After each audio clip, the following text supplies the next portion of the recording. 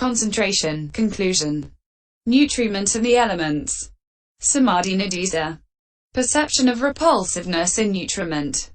Section 1. Now comes the description of the development of the perception of repulsiveness in nutriment, which was listed as the one perception 1 next to the immaterial states 3. Herein, it nourishes aharati, lit. Brings on, thus it is nutriment, ahara, lit. Bringing on.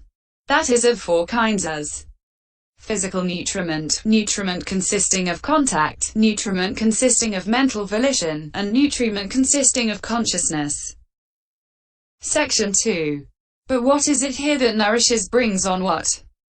Physical nutriment, kabaliòkarahara, nourishes brings on the materiality of the octad that has nutritive essence as 8th. 3. Contact as nutriment, nourishes brings on the 3 kinds of feeling. Mental volition as nutriment, nourishes brings on rebirth-linking in the 3 kinds of becoming. Consciousness as nutriment, nourishes brings on mentality-materiality at the moment of rebirth-linking. Section 3. Now, when there is physical nutriment there is attachment, which brings peril. When there is nutriment as contact there is approaching, which brings peril. When there is nutriment as mental volition there is rebirth-linking, which brings peril. And to show how they bring fear thus, physical nutriment should be illustrated by the simile of the child's flesh. S298. Contact as nutriment by the simile of the hideless cow.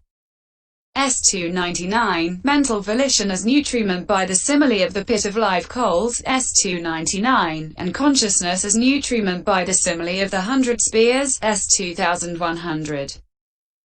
Section 4. But of these 4 kinds of nutriment it is only physical nutriment, classed as what is eaten, drunk, chewed, and tasted, that is intended here as nutriment in this sense. The perception arisen as the apprehension of the repulsive aspect in that nutriment is perception of repulsiveness in nutriment. Section 5. One who wants to develop that perception of repulsiveness in nutriment should learn the meditation subject and see that he has no uncertainty about even a single word of what he has learnt. Then he should go into solitary retreat and review repulsiveness in 10 aspects in the physical nutriment classified as what is eaten, drunk, chewed, and tasted, that is to say, as to going, seeking, using, secretion, receptacle, what is uncooked, undigested, what is cooked, digested, fruit, outflow, and smearing. Section 6. 1. Herein, as to going. Even when a man has gone forth in so mighty a dispensation, still after he has perhaps spent all night reciting the Enlightened One's word or doing the ascetic's work, after he has risen early to do the duties connected with the shrine terrace and the enlightenment tree terrace, to set out the water for drinking and washing, to sweep the grounds and to see to the needs of the body, after he has sat down on his seat and given attention to his meditation subject 20 or 30 times and got up again, then he must take his bowl and outer robe. He must leave behind the ascetic's woods that are not crowded with people, offer the bliss of seclusion, possess shade and water, and are clean, cool, delightful places. He must disregard the noble one's delight in seclusion, and he must set out for the village in order to get nutriment, as a jackal for the charnel ground. Section 7. And as he goes thus from the time when he steps down from his bed or chair he has to tread on a carpet covered with the dust of his feet, geckos' droppings, and so on. Next he has to see the doorstep, which is more repulsive than the inside of the room since it is often fouled with the droppings of rats, bats, and so on. Next the lower terrace, which is more repulsive than the terrace above since it is all smeared with the droppings of owls, pigeons, and so on. Next the grounds, which are more repulsive than the lower floor since they are defiled by old grass and leaves blown about by the wind, by sick novices' urine, excrement, spittle and snot, and in the rainy season by water, mud, and so on. And he has to see the road to the monastery, which is more repulsive than the grounds. Section 8. In due course, after standing in the debating lodge 11 when he has finished paying homage at the enlightenment tree and the shrine, he sets out thinking, instead of looking at the shrine that is like a cluster of pearls, and the enlightenment tree that is as lovely as a bouquet of peacock's tail feathers, and the abode that is as fair as a god's palace, I must now turn my back on such a charming place and go abroad for the sake of food. And on the way to the village, the view of a road of stumps and thorns and an uneven road broken up by the force of water awaits him. Section 9. Next, after he has put on his waistcloth as one who hides an abscess, and tied his waistband as one who ties a bandage on a wound, and robed himself in his upper robes as one who hides a skeleton, and taken out his bowl as one who takes out a pan for medicine, when he reaches the vicinity of the village gate, perhaps the site of an elephant's carcass, a horse's carcass, a buffalo's carcass, a human carcass, a snake's carcass, or a dog's carcass awaits him, and not only that, but he has to suffer his nose to be assailed by the smell of them. Next, as he stands in the village gateway, he must scan the village streets in order to avoid danger from savage elephants, horses, and so on. Section 10. So this repulsive experience, beginning with the carpet that has to be trodden on and ending with the various kinds of carcasses that have to be seen and smelled, has to be undergone for the sake of nutriment. Oh, nutriment is indeed a repulsive thing. This is how repulsiveness should be reviewed as to going. Section 11. 2. How as to seeking. When he has endured the repulsiveness of going in this way, and has gone into the village, and is clothed in his cloak of patches, he has to wander in the village streets from house to house like a beggar with a dish in his hand. And in the rainy season, wherever he treads, his feet sink into water and mire up to the flesh of the calves. He has to hold the bowl in one hand and his robe up with the other. In the hot season he has to go about with his body covered with the dirt, grass, and dust blown about by the wind. On reaching such and such a house door he has to see and even to tread in gutters and cesspools covered with blue bottles and seething with all the species of worms, all mixed up with fish washings, meat washings, rice washings, spittle, snot, dogs and pigs' excrement, and what not, from which flies come up and settle on his outer cloak of patches and on his bowl and on his head. Section 12. And when he enters a house, some give and some do not. And when they give, some give yesterday's cooked rice and stale cakes and rancid jelly, sauce and so on. Some, not giving, say, "Please pass on, venerable sir." Others keep silent as if they did not see him. Some avert their faces.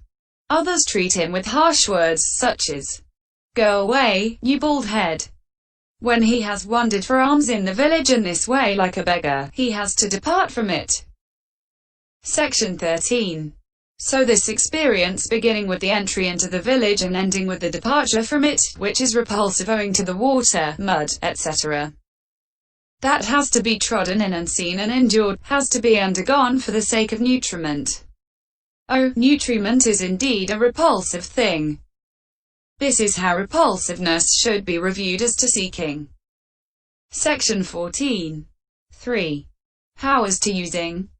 After he has sought the nutriment in this way and is sitting at ease in a comfortable place outside the village, then so long as he has not dipped his hand into it he would be able to invite a respected bhikkhu or a decent person, if he saw one, to share it.